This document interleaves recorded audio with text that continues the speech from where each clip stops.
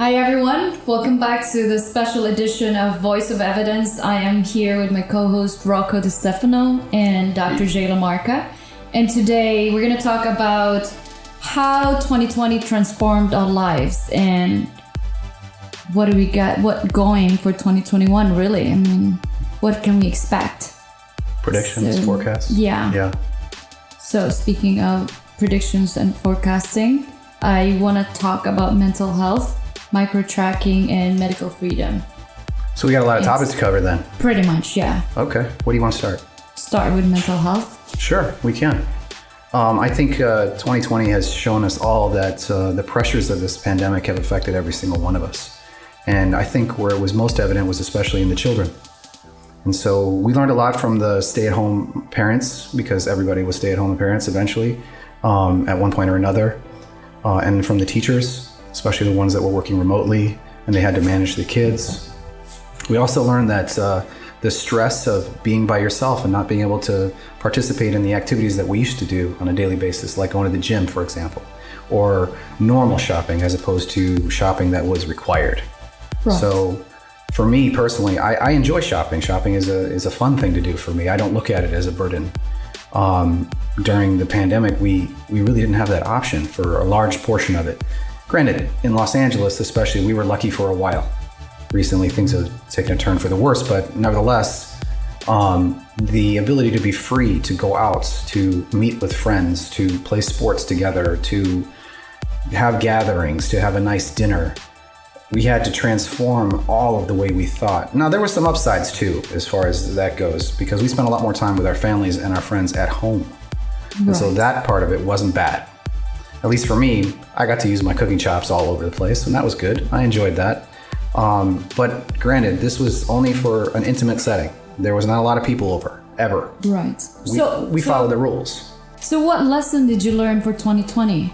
Well, the lesson I learned especially was that I need to do exercises on a daily basis to preserve my mental health. Because it's easy to get down. It's easy to miss your family that's far away and your friends that are far away, because a guy like me who travels almost 100% of the time is no longer traveling. It means I see none of the people I normally see. I don't have the option. And that was a very difficult transition for me. Not being able to jump on a plane and see my brother and my sister and my other brother and my nieces and nephews or my father. These kind of things it was tough. It was really hard. An uncle of mine got COVID and he was admitted to ICU, and his daughters could not visit him, as many couldn't. These kind of barriers that we place in front of us create anxiety, and eventually anxiety leads to depression. So you got to do things in order to stop yourself from getting too low. So those are the kind of things that I learned how to do, and meditation is one method, and not everybody is great with that. Other people do physical activity. I imagine Rocco can talk a lot about that, right, because that's a very, very healthy thing to do, because anything that physiologically stresses out the body. You know, it doesn't need to be just physical movement. Like I believe movement is medicine, but if you actually just sit back and like, all right, how am I going to stress my body out today? Am I going to go into a steam room? Am I going to use a infrared sauna? Can I just do jumping jacks? Can I use my EMS suit? Can I just jog on a treadmill for an hour? Like, or can I just get up and move? Like, those are the biggest things that people don't understand. And most of 95 to 99% of our population could actually benefit from. And that's the oddity of what I think our society doesn't quite understand, is everyone thinks that they need to be on a regimented routine program. And I'm not saying that as a disclaimer, I'm not saying that everyone shouldn't be doing that, but most people can't do that. Most people don't have the conviction and the discipline to sit and it's not just bodybuilders that do that, but also the people that have probably the most conviction in their career paths, doctors, lawyers, CEOs. Guess what? They don't have enough discipline and conviction to go to the gym and move. So if you could just get people to move, hit the sauna 3 times a week, 4 times a week, stress your body from a physiological standpoint, get an ice bath, a cold plunge, cryotherapy, do something that betters yourself with patience and persistence. I think that's what most people would need this year, you know, I agree especially out of every other year, but especially this year. I do agree with you, but I also think that there's some limitations there too, because having access to a sauna and in California, we've got the ocean. Yeah. So that's our ice bath. It's right there. And I agree with you. I'm all for that. I also think that some people, especially here in Southern California, were acutely aware of the need to move, and all the doggies were up down. Where people are out there walking, right? But the thing is, we're an anomaly compared to the rest of the nation. I agree totally. If you look at Los Angeles compared to the rest of OC, San Francisco, there's very few other cities or towns in LA that actually practice the same habits and lifestyle traits as Angelinos do. If you look at San Diego has a lot of out of shape people that, I'm not saying there's anything wrong with San Diegans, but there's a lot of people that don't practice it nearly as much health and don't have juiceries on every corner and don't have farmers markets on every corner like Angelinos do. You go to New York, you go to San Francisco, there's not nearly as many juiceries and healthy options for people to, from what at least I've seen. Now, my perception of the world could be completely different than you guys travel a lot more than me, but from the little bit that I've taken from New York, from Miami, from Chicago, from Boston, those cities are just getting fresh sweet greens, are just getting these healthy juiceries, pressed juicery compared, and they're not like Starbucks on every corner or McDonald's or Subways like they are as a more frequented place in Los Angeles. Right. So we definitely have the luxury of being a healthier city compared to most in America. In short, in general, we're all really, I think that self-care should be a priority. Absolutely. It should be 100%. We have to evolve as a self-care should be community. A priority, not a privilege. Oh yeah, for sure. How do we provide that to people? It's by educating. Then again, right? How do we provide around the nation? Like in Los Angeles, I think there's a lot of people that want to do that, but then they're afraid to go out of like that market, that socioeconomic market of Los Angeles, and then say, let me implement this in probably the least marketable place in Boston or Chicago or Detroit, where people don't nearly value their health and their wellness and their what you just alluded to, self-care. Self-care is free. No, it is freedom. Yeah. So I think and so if we think about self-care is your lifestyle. Yeah. People don't do that. That's the education part. That it has to be incorporated in their daily activities. Mm-hmm. It has to be smart choices. When you go to the grocery store, you don't hit the Twinkie aisle, you hit the fresh fruit and vegetable aisle. Right. You hit it hard. If you want to get a Twinkie from time to time, feel free. Treat yourself. Exactly. But that shouldn't be the top of the list. The cookies and the snacks and all the junk, that should be the extras. Thank you for the cookies. You're welcome. You're very welcome. Don't mind the cookies, guys. So I guess, but it's made out of this Japanese sweet potato, the purple sweet potato. I actually tasted that. I tasted that. Thank you. I didn't realize until you said it just now. Yeah. Ube. So my question is, from a medical standpoint, being a doctor, right? What would you, as a expert in your field, in advising medical advice, what would you recommend to your patients or your clients? What would you recommend that they do on a daily basis to create healthy lifestyle habits that eventually create a healthy way of life? Right. Like the for things mentally and physically. So I am a huge fan of routine. I believe that we are, as human beings, we are better suited as creatures of habit rather than people that have to sort of do things once in a while and here and there, because we get off track too fast. But if it's your regimen that you get up at 6 o'clock in the morning every day, the first thing you need to do is you need to drink a large glass of clear, fresh water. Most people don't do that. Absolutely not. Even in health. That should be the very first thing that goes into your mouth. Dive into coffee right away. I always do too. Is that because people are not hydrated when they wake up? Yeah, what is the reason for that? Of course. But so you have to constantly replenish what you lose. So water is the single most important thing that you're going to put in your body. we add nutrition to the list of things because those are required to live as well, right? It's not a debate; it's just is, right? Yep. But let me focus on. If you don't breathe air, you're gonna be taking a dirt nap, true. and then water. right, and then you're gonna go back into the dirt and become harder. So by establishing a routine, you want to do a few things that we as a society don't do well, and that is eat more often, but eat small amounts. Moderation. Big time. In short, yeah. If it fits in your palm of your hand, that's your portion. And that's portion control. And it's very simple to do. That way I don't have to tell Abby, for example, how much. It's what fits in her hand. Her hand is half the size of mine. I said that to my mom. So she actually followed it. You know what's funny about that? I have had the luxury of becoming experience with the precision nutrition approach to fitness and health and nutrition. Weighing everything all. And precision nutrition, unlike most traditional dietetics degrees, which I have, a dietetics is like, do X this, do Y that, and do this amount of that. And it's very calculated from a standpoint of all the vitamins, minerals, and nutrients that you need. But precision nutrition, what they focus on is habit-based coaching. And what do we all have on our body? For the most part, most people are born with hands. Pair of hands. And so if you can... I have feet too. Yep. Luckily, we all have that. But we all have and can use our hands for portion control. And if you can identify with a body morphology, whether it be you're more carb tolerant or you're less carb tolerant, or you're in between and you're an athlete, if you're less carb tolerant, you're typically a little bit more overweight. You look at food and you can gain weight easier.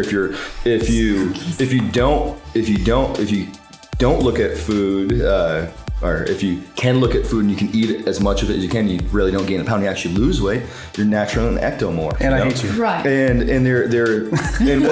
what we do, and this is going back to Abby's point, is it is taught. It's taught, right? Yeah. It's taught. And if we can teach self-care through things like you just said, Doc, of portion control through your hands, people can be on their way to self-care in this new year. Look. In short, it's really about common sense. It is. Yep. It right? is. Everything Common I'm saying sense. it's nothing new.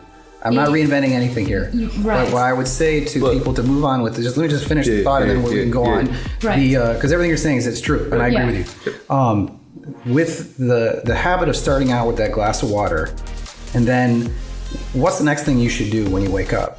Move. Mm-hmm. Get your body in motion. The morning exercise is hands down the best exercise for you as an organism. Especially because you're super high cortisol that woke you up. And 5,000 releasing a bunch of energy. Right. And so this is a great time because it's the beginning. It's how you start your day. And I know from years and years of training experience and multiple forms of workouts and high intensity and all the rest of that stuff and competitive sports, what is important is that you begin your day with that boost. And your day always goes better. You always feel stronger. You always last longer. Your naps that are required are much less. If I work out in the evening, I don't get any of that. If I work out in the evening, I'll never go to sleep. That happens too. That's very accurate. I don't. Well, You get the rush. That's Yeah, where the I'm like, oh, I have to endorphins keep and working enkephalins out. go crazy at that particular point, and you need another 2 hours before you can go to sleep. It's rough. So I then agree with it that. takes away from your quality of sleep being does. deep sleep. Yeah, is It does, but if that's all you If it's can close do, to bed, if that's yeah. all you can do, then you adapt and you figure it out. Well, yeah, right. you So I'm not going to acclimate yourself dissuade with it. somebody So from what working is out that? at night, but I would say the morning is better. Yeah. What so, is the science of that? Like, it's like I work out at night and I cannot sleep. Because your endorphins are pouring out after the exercise, especially when it's strenuous exercise. And what's the Endorphins is human speed. Everything inside you is saying, first of all, it's designed to fight pain. When you are pressing your muscles, you are tearing them. It's very, very small tears, obviously. These are micro tears. But that causes pain and inflammation. The endorphins and the enkephalin system in your body is combating that. It's making you feel not unpleasant. In fact, it quite goes the other way. It's rather euphoric.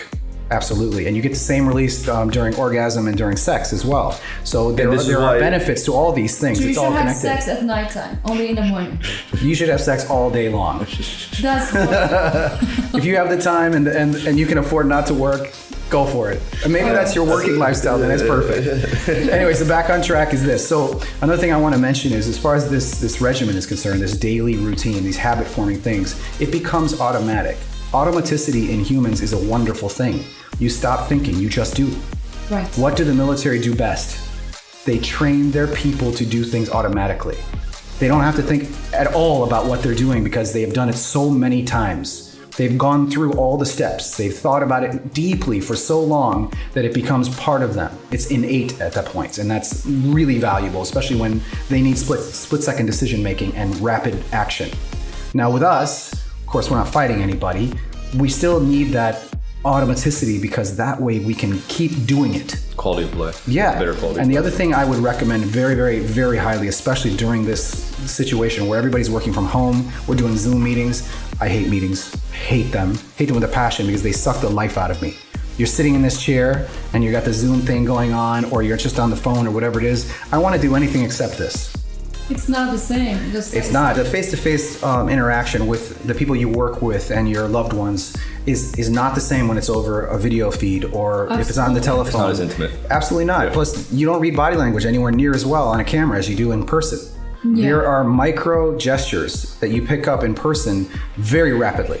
On a video feed, No matter maybe. how high the quality is. Maybe, if you're blasting 8K in front of somebody, you might pick up a lot, but it's not the same. Right. Not to mention, remember, we let off hormones. These pheromones are real, right? Yep. They come off, we feel people.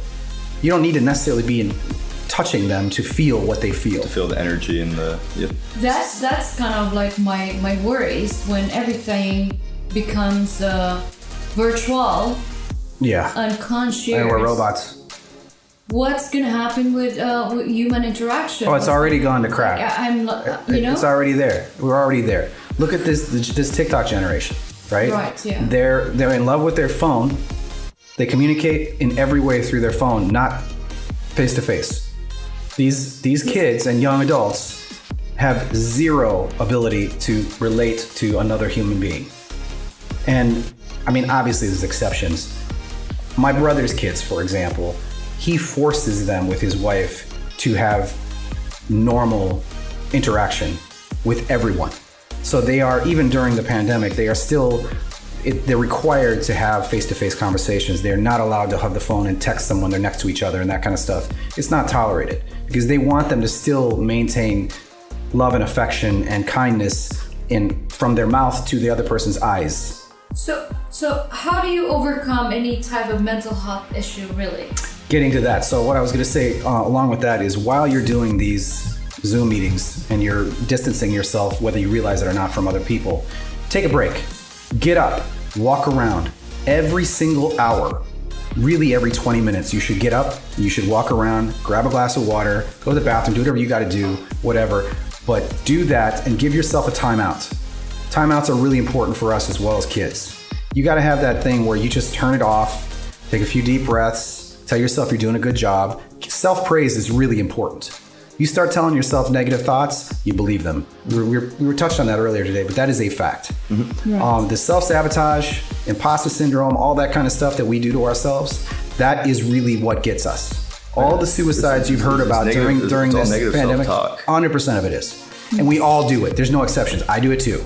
I'm as guilty as anybody. Because you get yourself in a stressful situation, you're like, I suck, I'm not good at this. So really, you have to think about how you can take control of your mind. Yes, right? It has to be a job. Right, so the key really to good mental health well-being of some sort is to take control of your mind, right? At least take ownership of your thoughts.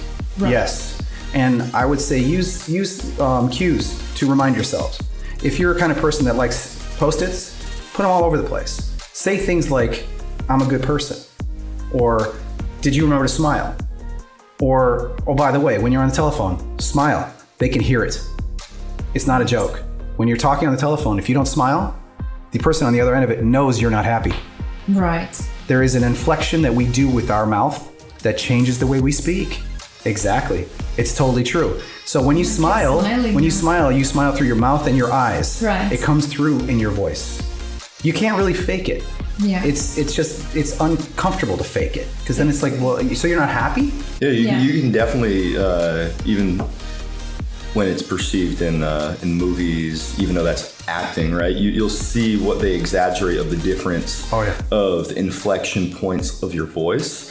Of like, you can tell someone is faking it even in when you're in college or in high school, or you see the people that are what you quote unquote call fake or inauthentic or not genuine. And this is what I was just talking to Karamo about on the last set, and he was like, genuinity and authenticity and truly being vulnerable are some of the things that he looks at in people he brings in his friend group.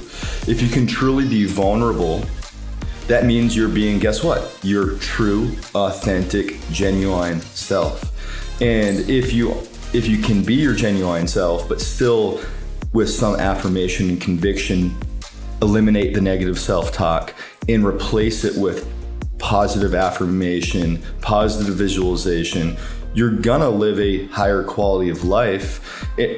But what's happening in 2020 is where everyone is losing a lot of things, their jobs, their intimacy with loved ones, whether they be family, loved ones, like you can't fly to see your brother and your sister. I can't fly to see my family in Boston. But guess what? You're losing intimacy with people that they looked at as their not blood family, because people live in different areas of Los Angeles. They're said, stay inside, don't leave your house after 10 p.m. Sure. So the Delta keeps on getting driven so far apart. Yeah. Because you just want to stay at home. I don't want to be around because you get used to it. That's kind of what happened to me, and I'm starting to get scared. It's like, we all become hypochondriac after a while. I'm too comfortable by myself. I was like, hey, Abby, what are you doing? It's like, I'm good. I'm just like, I've learned to enjoy being by myself a lot more. I never did before. I feel like, oh my God, I want to date me. I'm going to date me. That's sorry, guys, but that's it. That's good advice, though. What you said. I think what we're getting used to in this from 2020 is conforming, and that's one of the things that 2020. It might not be the government's intention, but right now in 2020, it's like what we're 2021 now. Yeah, we're 2021. But what 2020 what happened in 2020 rather? Yeah. Is the government is. What can we get away with to make them conform, And I think if we can essentially get back... What do you mean? I don't follow. What can the government get away with of keeping us inside, locking us up, and it keeps on driving intimacy. You mean how hard do they have to press in order to enforce it? Well, no. They don't need to do much other than stay inside, don't do this, wear a mask. What is the government doing that's getting in your way is what I'm asking. It's doing a lot. It's not from my way, but from everyone's way. They're shutting down businesses, and now people are without work, without intimacy of actually human interaction. Now they're trying to, and I agree with this, is keep people safe from a global pandemic. And I agree safety is key to not having people die. And I understand that. And a lot of other people understand that too. But what's getting is going to be the issue of this pandemic is mental health. Because a lot of people, and that's my point, is mental health, is a lot of people are suffering and more people are dying from suicide and mental health issues on a daily basis than COVID. Okay, so that's all part of the calculation. Yes. First and foremost, NIH and public authorities, health authorities everywhere in the United States are very much aware of this. This is sort of part of the math that they have to do in order to say, we're going to lose this many people from this illness, and we're going to lose this many when we impose restrictions as a result to control the illness. How much of this can we impose to slow the illness and stop it versus how many people are we going to lose from mental health? They already know. That is a calculable number. Unfortunately, when we think about it, we don't want to lose anybody. Right. It's the same thing with our military. We don't want any of them to go to battle and die. Yeah, it's know the train they track will. Metaphor of like, do I pull one lever and let the people die on the train, or do I pull the second lever and let it kill one person tied to a train track? And nobody else dies. And no one else dies. And obviously you pull a lever. So really, it's all about talking to, voicing out what you're going through, and it's okay to ask for help, right? Oh, definitely. Yeah. I encourage it. Yeah. To everyone. Oh, absolutely. Friends, So, like, family, reach out. whatever. Yeah. Well, it's having just like in Alcoholics Anonymous or any type of those. It's about having a community of people around you that you can confide in, trust, be genuine, authentic, and be vulnerable. Yeah, I agree. And that's the biggest thing about having a community, and that's why we're going through this mental health pandemic right now, essentially, of people can't ask for help because they feel like they don't have, and they lack intimate connection. And that's the biggest problem that we have right now that we need to resolve as a society. Is there any way that we can do that from a medical There's standpoint? lots of What do we do? There's lots of ways. My advice would be a little less of social media, because social media it's a bit too much. False expectations. It's like your It's a vertical integration system where you look at Kim Kardashian and you're like, why don't I have what she has? This constant measuring up to the neighbors is so ridiculous. try a little less social media, turn it out a little. Spend more bit. time with animals. Not animals. I'm all about the Probably dogs. Self-care, I guess. I would Not definitely. animals. I would say the animal you. I'd say the animal version of you. a very simple thing we can all do, which I try to practice on a daily basis, is number one, smile through the mask. Yeah. That's the first thing, because people see it right away in your eyes. Right. The next thing that happens is when you're, let's say, going to the grocery store or the post office or the Amazon drop, stop for a moment and say hello to people and ask them how they are, and don't move on. Just wait. Let them say something. Right. Yeah. That connection means the world to people.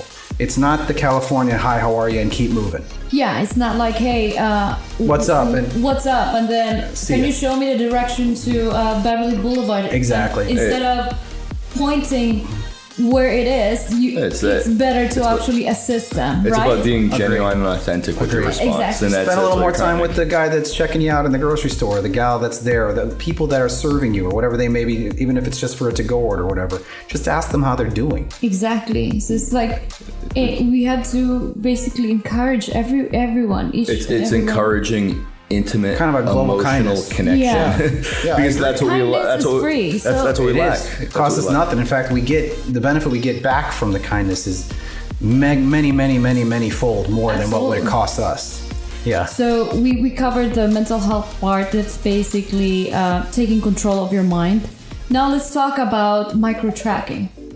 Taking control of your fitness or your body. I mean, I think like what I was alluding to earlier about just getting up and moving is key for health. But when you can actually track And measure outcomes. and measure outcomes, Hold you accountable. something that looks and feels tangible at that point. Yeah.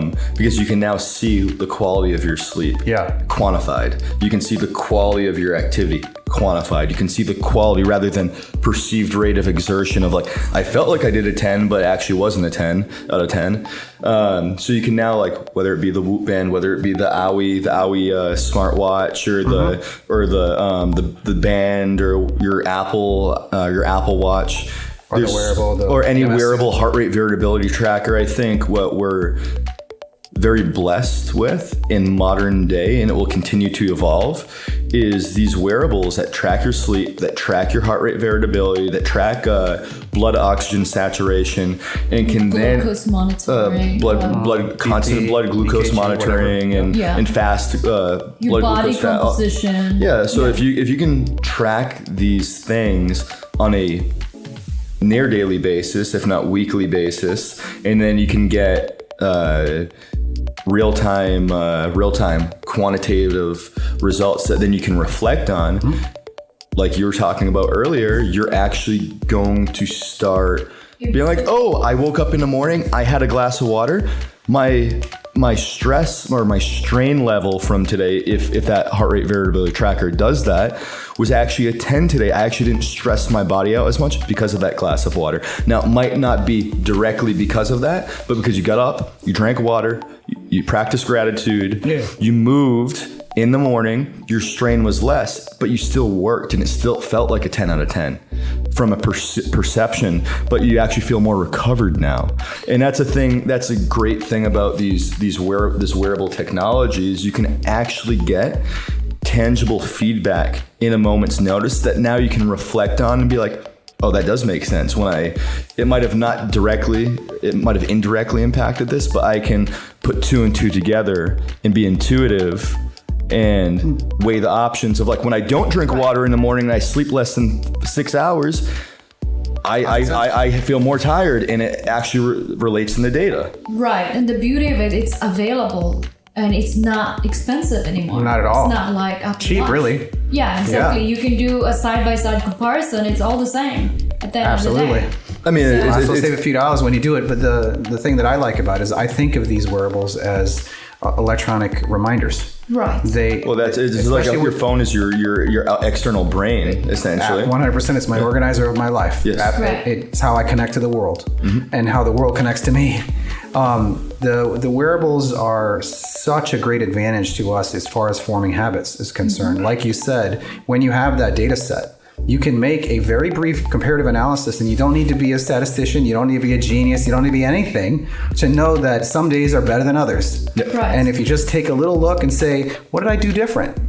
Yeah. I want to incorporate that in my daily routine or my weekly routine, right? So maybe the half-hour workout is good for you.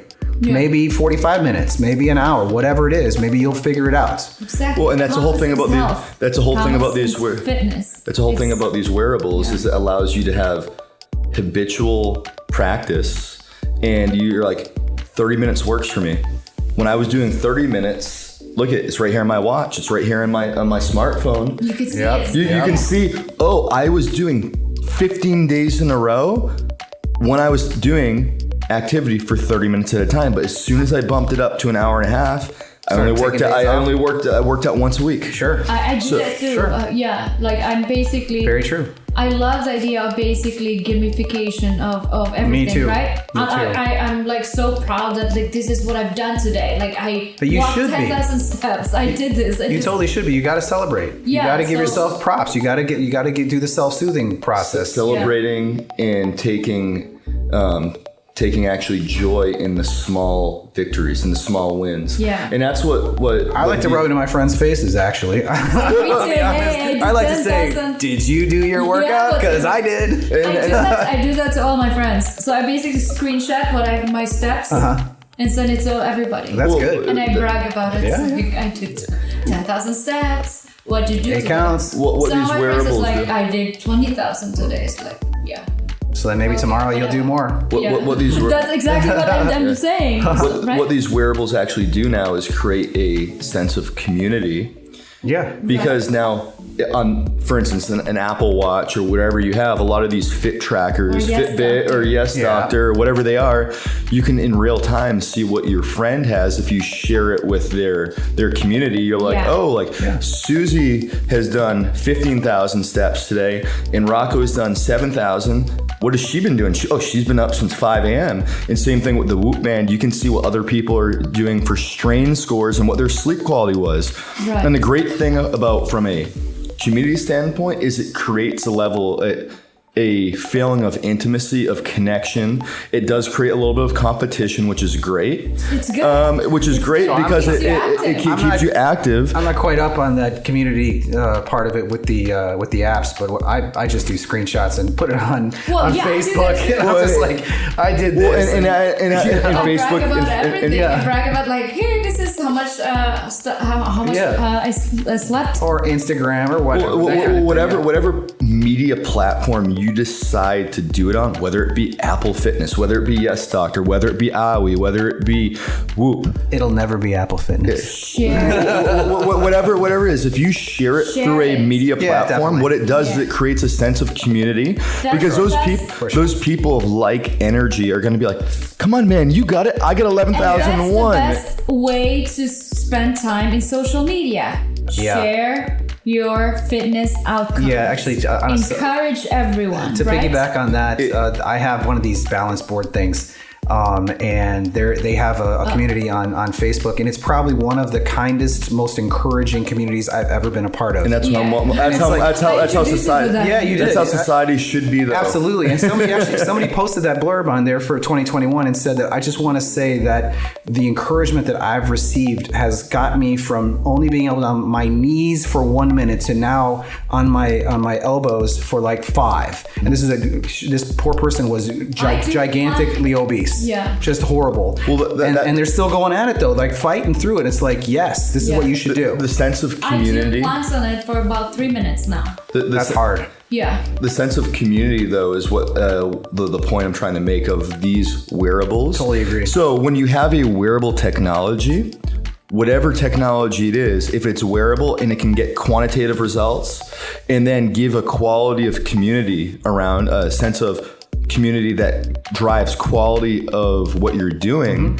you're going to have more intimacy. And the whole point that I try to make with my clientele, with people that I train and I preach fitness to, is you cannot practice fitness without the mental and mind component to it. They go hand in hand. Absolutely. So if you can connect the mind and the body and eventually create the spirit with it, and it becomes spirit, mind, and body in that great triad, you're going to be a better person. You're going to have intimacy. And at the deepest level,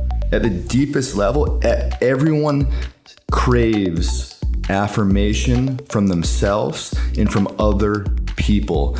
And when you have that community, that's what we all crave at the end of the day, is someone saying, you're doing good, you're doing amazing. And that's what these wearables create, is community. They create action, and they create so many amazing things for results in health. And if you can just do it with, whether it be Aoi or Yes Doctor or whatever you choose to do it, you're gonna get results. You're gonna go into 2021 and you're gonna take action. You're gonna grab the bull by the horns. You're gonna win this year. It's just really take control of your mind. Yes. Take control of your fitness. Yes. Take Create a control of routine. your health. Yes. Yeah. Spirit, mind, and body. Share it. Yeah. Encourage everyone else. I love the sharing part. I love that if it took me, to figure out that I need to work out every day at whatever interval, and I got to get up and drink my water and eat 5 times a day and portion controls and all that, and I share that with somebody and they learn from it and then they adapt and they share it with somebody else, it just keeps trickling around the whole world. Yeah, it becomes a chain reaction that will, and it's a good thing. Yeah, it's the best thing ever. I can completely agree, because when I share something about fitness and health, now if you follow me on Instagram or you follow and subscribe to my podcast, you're gonna know what you're getting. So if you choose to follow me, you know what you're tuning in for. So my stories are, look at this entrepreneur. Look at this. Look at what portion control is. And if you choose, and I inspire 1 out of 1,000,000 people, or 1 out of my 100,000 followers, guess what I'm doing? It counts. I don't care if it's 1 out of 1,000,000, because I still helped improve someone's quality of life. Absolutely. And if you can do that, and you can be patient and persistent, you'll eventually get what people call 1,000 true fans. And those 1,000 true fans will be like, you gotta go. You gotta wear Yes Doctor. You gotta wear Aoi. Oh my God, it changed my life. And that's when you get a following, or what you could say, organic following. You could say a cult. You Not- could not say what a you cult bought. in a sense, Yes, but guess what? It doesn't matter, but because they're those believers. they believe, and that's what I'm trying to say. They believe, and if it's cult-like, who cares? Because they actually have conviction and they believe in what you're teaching them. And that's the whole point, to get back to the premise of what you're talking about, is if you can educate people of mental health issues and more wearables, and you can educate and inform them, we're gonna have a better sense of community, and we're gonna have more intimacy during this whole global pandemic. So really, this is just a very interesting podcast. This is one of my favorite, I think. Definitely. Yeah. So Very what organic. we learned really is stirring the pot today. We cover a lot though. What we learned really is self-care is a priority. It's not a privilege. Difficult times shows us the real face of life and the real face of people around us, I agree. and how we cope. Definitely. Yeah. And life spares no one. So take control of your health. Take control of your fitness. Reach out. Remember, reach out. It's okay to ask, and it's all in your mind. Yeah. Create your Yeah. own community. Absolutely. Yeah. Yeah. Don't feel isolated, and don't isolate yourself. Absolutely. Stop identifying with self-limiting beliefs and just grow. Yeah. Just grow, and just know what your boundaries are and your expectations. When you hear the and grow. nagging voice, turn it off. Yeah. Tell and that person remember, to get away from you. Exactly. If you start heading into the direction where you become depressed, just reach out to somebody. Yep. Anyone that you can talk to. And if that person that you reach out to doesn't help, reach out to another person. Exactly. Not Just even like a goal. Ariana Grande Yeah. said, thank you, next. Yes, Just go to the next person. absolutely. If someone you choose to in your life decides that they're not the same energetic or in that same point of their life, they're not in that same frequency, there's always going to be 1 in a million people that will be 1 in a billion. So you just got to keep on searching and searching and searching for that person that will give you life, that will give you purpose, and will allow you to have passion and be your true, genuine, authentic self. So my take on things is I agree, first of all, with everything we just said. And be sure to give yourself praise. Self-soothing, self-praise, encouragement that comes from within is powerful. Tell yourself good things. Don't tell yourself bad things. If you start getting into that mindset where you're feeling down, you start saying I'm no good or whatever, break free from that. Get out of that room, go outside, take a deep breath. The cold air works for me. I like that feeling. I make myself a cup of coffee or have a glass of something good, maybe a scotch, but whatever it takes, maybe 5. Maybe don't be an alcoholic. Yeah, don't do that. But do something nice for yourself every single day. Yes. Tell yourself that even if it's a small thing that you did it well. And be okay with that. You don't need to solve the world's problems in one day. No one can. Absolutely. So Be patient. I think one of the most important things I've learned in my life is realistic expectations. Be patient. The moment you put that goal so far away that you can't see it or even make out of shape, you have failed. Yes. Because it's not helping you. It's too ambitious. Move the goalpost closer. Yep. And it's okay. Know the end goal, but have small checkpoints along the way to still see, even though it's not in sight. Yes. You still have those checkpoints to actually have that unrealistic vision that you may have, but you still have checkpoints all along the way to know it's not as unrealistic as you may think. Yes. Baby steps. Yes. Baby steps. Well, I love this conversation. Thank you very much. We learned a lot. We learned a lot today for sure. I learned a lot today. Well, thank you all very much for tuning in, and we'll see you next week. Looking forward to a great year. Yeah, absolutely. Happy New Year.